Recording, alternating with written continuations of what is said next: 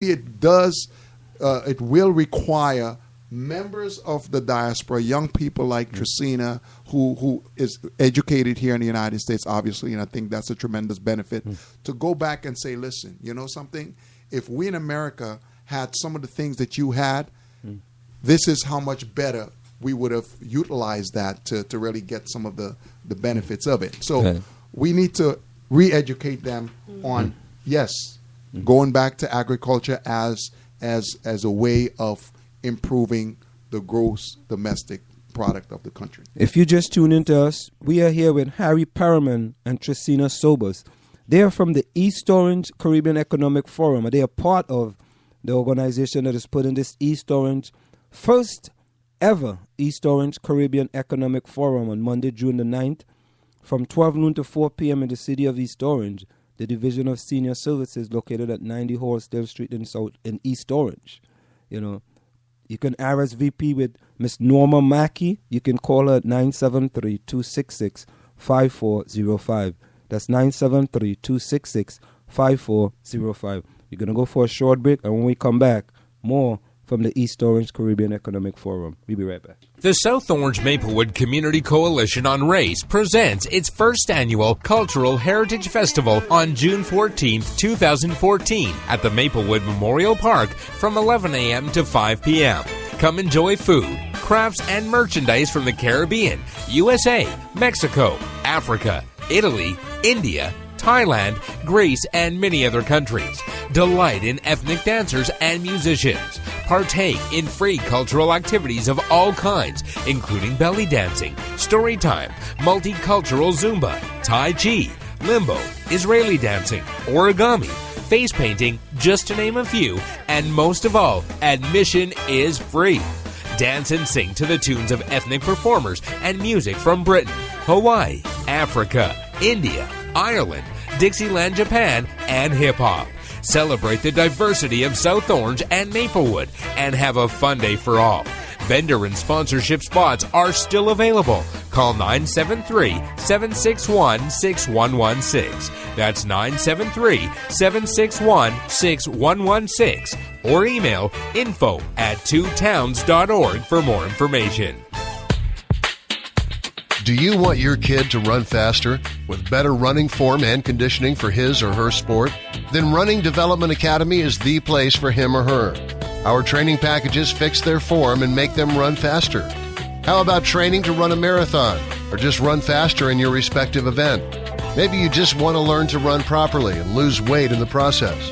Our trainers, a former 800 meters track Olympian and an 8 times world record holder in Masters Track and Field, will get you there.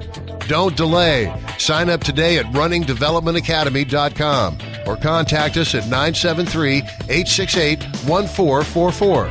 That's 973-868-1444 to learn more.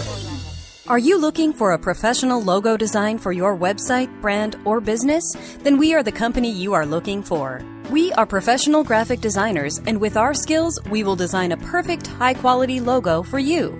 We work with standout concepts, nice contrasts, and color balance. Please let us know your text for use in logo, web address, color of logo that you want.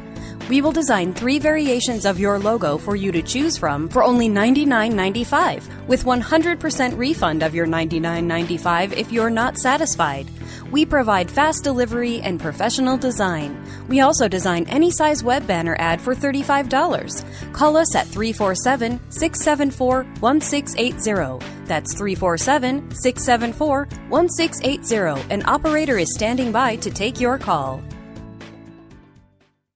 Want to learn piano for kids? Then I recommend Wendy Goldstein School of Piano. Wendy Goldstein has been offering piano lessons since 1993 and teaches piano in a very natural way.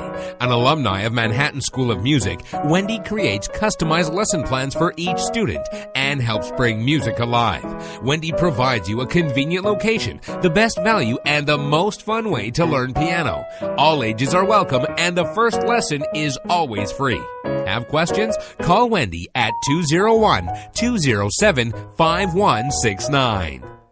Want to take a cruise but don't have a U.S. visa? No problem. Cruise and Rail Travel are experts at cruises that do not require U.S. visa. Visit www.cruiseandrail.net or call 868-631-8785. Find us on Facebook or drop us a tweet. Go ahead and advertise on the South Orange Maplewood online radio experience. You can reach us at 347-674-1680. That's 347-674-1680. An operator is standing by to assist you. You're listening to the South Orange Maplewood online radio experience. For more, go to SoMore.org to participate in the discussion.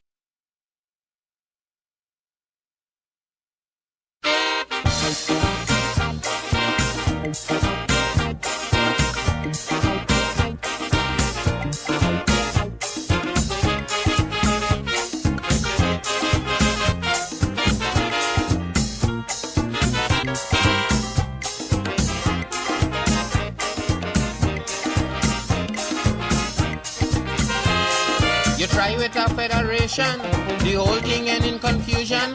CARICOM and then CARIFTA, but somehow a spelling disaster. Mr. West Indian politician, I mean you went to a big institution, and how come you can't unite 7 million? When a West Indian unity, I know it's very easy. If you only rap to your people and tell them like me, them is one race, the Caribbean man, from the same place, the Caribbean man, that make the same trip, the Caribbean man, on the same ship, the Caribbean man. So we must push one common intention, it's for a better life in the region, for the woman. We are back with you. It's in the Village with Anselm on the South Orange Maplewood online radio experience. Coming to you every Monday through Friday from 8 to 9:30 p.m. That's 8 to 9:30 p.m. You can reach us here at 973-327-3626. That's 973-327-3626. And just to alert you, we're going to go a little longer tonight because this is really, really, really an interesting discussion that we are having here. And these are the type of discussion we want to have here on the South Orange Maplewood online radio experience. Because I've said over and over and over, even though we live in the communities of South Orange and Maplewood, we have to really and truly understand what's going on with our neighbors of Orange, East Orange, Newark, and Irvington and Union. So these areas are just as important to the things that are happening there, just as the things that are happening in the South Orange Maplewood community. So I'm so happy to present to you tonight two individuals, Harry Perriman and Trisina Sobers, talking about the first East Orange Caribbean Economic Forum coming up on Monday, June the 9th from 12 noon to 4 p.m. in the city of East Orange, Division of Senior Services, located at 90 Halsdale Street in East Orange.